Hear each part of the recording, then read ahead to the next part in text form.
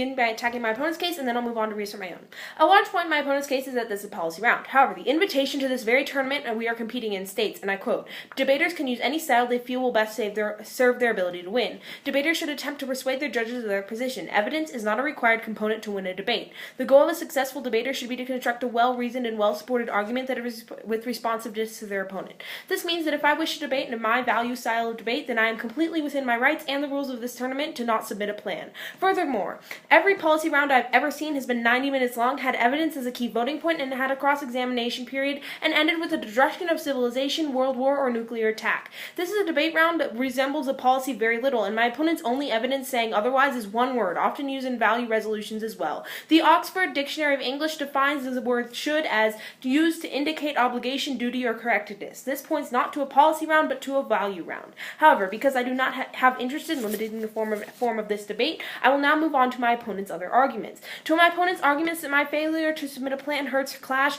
her own counterplan is the one walking a very fine line between with the intention of reducing Clash. The fact that her counterplan encourages my own plan to be used, and this discourages Clash, educational value, and continuing in debate. Furthermore, I have now run against this case twice, and my teammates several other times, which leads me to believe that everyone from my opponent's institution is running the same case. This does not add educational value to debate.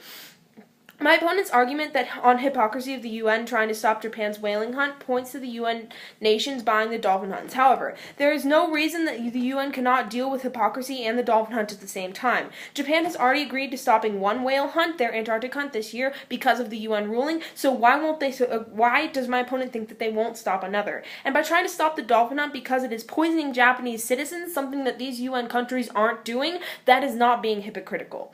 My opponent's counterplan, as I said before, is walking a very fine line. I agree that everything she proposes in her counterplan should be done, but there's no reason for the UN to adopt a resolution at the same time, for not to adopt a resolution at the same time, as getting all of the countries involved with the buying of wild dolphins to quit doing this could take years to comply, with harm still going to the people and the dolphins of Japan all the time. Furthermore, whether the UN agrees to adopt the resolution decrying or demanding an end to the Taiji hunt now or in 20 years, they are still demanding an end to the hunt. And if they are demanding an end to a hunt, then the resolution is being affirmed, meaning that my opponent's counterplan is actually still affirming my side of the resolution. As she said in her case, afterwards they would go on to affirm my side of the resolution. And also, the argument that my criterion of utilitarianism supports best her case falls due to the fact that while the details of her counterplan are being worked out and enforced, dolphins are dying and going into captivity, and people around the world are being poisoned. This is the greatest number can be saved by acting as soon as possible, and the greatest net benefit can be attained by saving the most possible people. So, really, Judge, I can only see a violent in favor of the affirmative here because